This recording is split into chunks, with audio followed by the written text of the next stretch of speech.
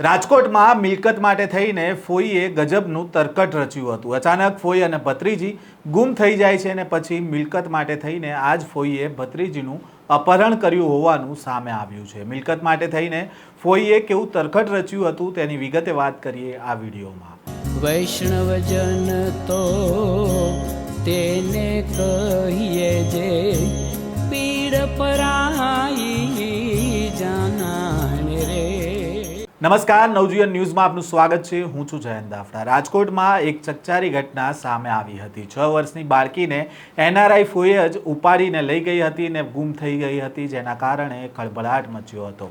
ગત 24 જુલાઈના રોજ આ ઘટના બની હતી। ફઈ રીમાબેન માખાણી તેની ભત્રીજીને હોન્ડા સિટી કારમાં લઈને નીકળી હતી અને ઘરમાંથી નીકળ્યા બાદ ફઈના મોબાઈલનું છેલ્લું લોકેશન છે તે માધાપર ચોકડી પાસે આવતું હતું। પોલીસ દ્વારા અલગ અલગ ટીમ બનાવીને સીસીટીવી ફૂટેજ અને મોબાઈલ લોકેશનના આધારે ફઈ અને બાળકીની શોધખોળ શરૂ કરવામાં આવે છે। પોલીસ ઠેર ઠેર નાકાબંધીઓ કરે છે અને બાળકીને પરત લાવવા માટે ટીમો પણ બનાવે છે। અને ફઈ ભત્રીજી રેસકોર્સ ફરવા માટે ગયા હતા અને ત્યારે છરીની અણીએ અપહરણ કરીને લઈ ગયા તેવું રટણ પણ સામે આવે છે। જોકે સમગ્ર કેસમાં બાળકીના ફઈ રીમા માખાણી દ્વારા જ અપહરણમાં સંડોવણી હોવાનું સામે આવ્યું છે।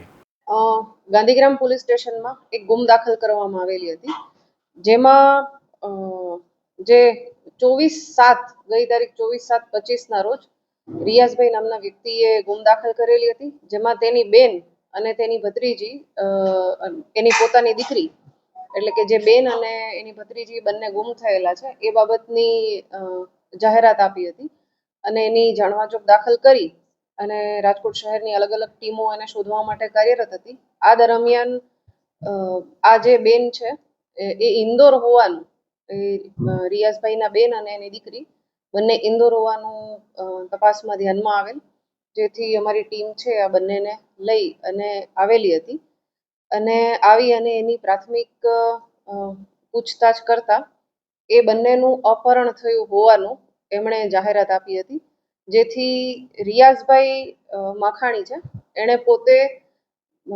ગાંધીગ્રામ પોલીસ સ્ટેશનમાં જ આ પ્રકારની જાહેરાત આપી હતી અને આ જે જાહેરાત છે એના આધારે વિસ્તાર અમારા પ્રનગર પોલીસ સ્ટેશનનો હોય, જેથી પ્રનગર પોલીસ સ્ટેશનમાં અપહરણનો ગુનો દાખલ કરવામાં આવેલો હતો અને આ ગુનાની વિગત મુજબ કોઈ અજાણ્યા વ્યક્તિએ મોઢે બાંધી અને રેસકોર્સ પાસેથી આ રીમાબેન અને એની ભત્રીજીનું અપહરણ કર્યું હતું અને અલગ અલગ જગ્યાઓએ લઈ ગયેલા હતા। આ પ્રકારની વિગત ની જાહેરાત થઈ હતી। આ ગુનાની તપાસ અમારા પ્રનગરના પીઆઈ કરી રહ્યા છે અને આ તપાસ દરમિયાન પૂછપરછમાં ધ્યાને આવ્યું કે આ આખું જે ખરેખર કોઈ કાવતરું બનાવવામાં આવેલું હતું।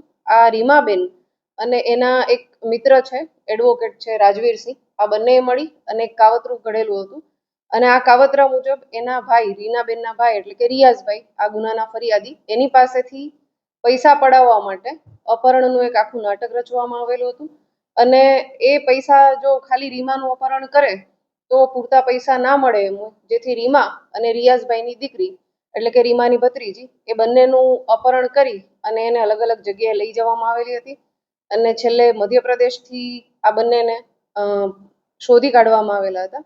આમાં રીમા અને રાજવીરસિંહ બંનેનું એક કાવતરું ઘડ્યું હતું, જેથી આ અપહરણના ગુનામાં કાવતરાની અને સગીર વયની બાળકીની અપહરણની પણ કલમો ઉમેરવામાં આવેલી છે।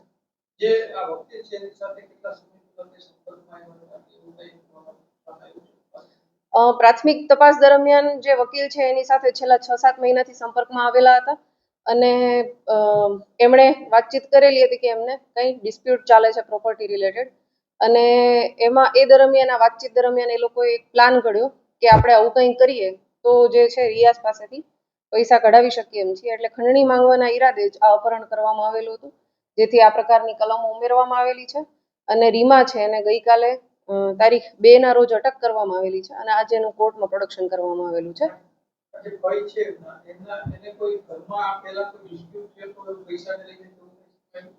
મેં કહ્યું એ રીતે એ બંને ભાઈ બહેન વચ્ચે પૈસાની બાબતમાં કોઈ તકરાર ચાલુ હતી અને આના જ ભાગરૂપે પૈસા કઢાવવા માટે થઈ અને રીમા એણે એના મિત્ર રાજવીરસિંહ સાથે મળી અને એક અપહરણનું કાવતરું ઘડેલું હતું।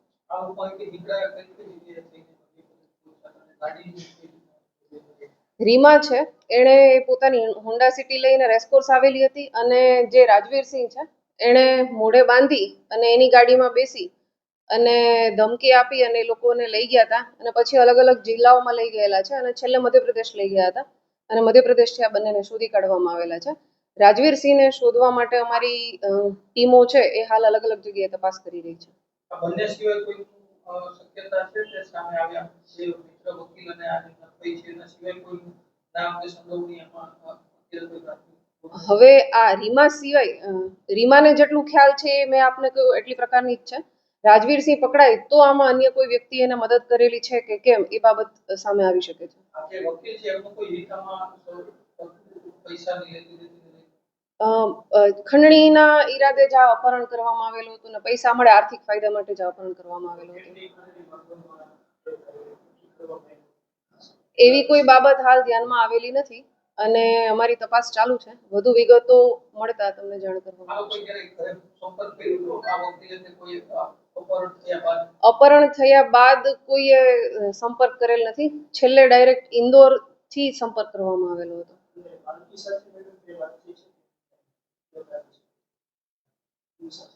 બાળકીને પ્રાથમિક પૂછપરછ કરવામાં આવેલી છે પરંતુ બાળકીને ઉંમર નાની હોય એટલે હાલ વધારે ડિસ્ટર્બ કરવામાં આવેલ નથી. પોલીસ તપાસમાં સામે આવ્યું કે વારસાઈ મિલકતમાં ભાઈ પાસે હિસ્સો લેવા માટે બહેને અપહરણનું કાવતરું રચ્યું હતું. મકાનની વારસાઈ નોંધ પડાવીને બહેનનું નામ કમી કરી નાખતા આ વિવાદ છે છેલ્લા 1.5 વર્ષથી ચાલી રહ્યો હતો અને જેથી ફોઈએ મિલકત માટે આ ખેલ રચ્યો હતો. જે બાદ આરોપી તરીકે રીમા હોવાનું સામે આવતા પોલીસે રીમાની ધરપકડ કરી હતી. આ પછી તેની પૂછપરછ કરતા અન્ય આરોપી તરીકે રીમાના વકીલ મિત્ર રાજવીરસિંહ ઝાલાનું નામ સામે આવ્યું હતું, જેથી તેને ગઈકાલે ઇન્દોરથી ઝડપી પાડવામાં આવ્યો હતો અને આજે પ્રદ્યુમનનગર પોલીસને સોંપવામાં પણ આવ્યો હતો. આરોપી રાજવીરસિંહ ઝાલાને આરોપી રીમા દ્વારા રૂપિયા આપવાની લાલચ આપવામાં આવી હતી અને અપહરણનો પ્લાનમાં સામેલ કરવામાં આવ્યો હતો. આરોપી રાજવીરસિંહને પોલીસ શોધી રહી હોવાની જાણ થતાં પોતે ઝેરી દવા પી લીધી અને સારવાર અર્થે ઇન્દોરની હોસ્પિટલ ખાતે ખસેડવામાં આવ્યો હતો, જ્યાં તબિયત સ્થિર થતાં રાજકોટ પોલીસ દ્વારા લાવવામાં આવ્યો છે. આમ વારસાઈ મિલકત માટે થઈને ફઈ દ્વારા ભત્રીજીનું અપહરણ કરવામાં આવ્યું. વકીલને પૈસાની લાલચ આપવામાં આવી, તેને પણ પ્લાનમાં ભાગીદાર બનાવવામાં આવ્યો, પણ આખરે આ તરકટને પોલીસે ખુલ્લું પાડી દીધું અને ફઈ અને વકીલની ધરપકડ કરી લીધી છે. આ પ્રકારના વધુ સમાચાર સાથે ફરી મળીશું. ત્યાં સુધી નવજીવન ન્યૂઝ સાથે જોડાયેલા રહેજો. વૈષ્ણવજન તો તેને કહીએ જે પીડ પરાઈ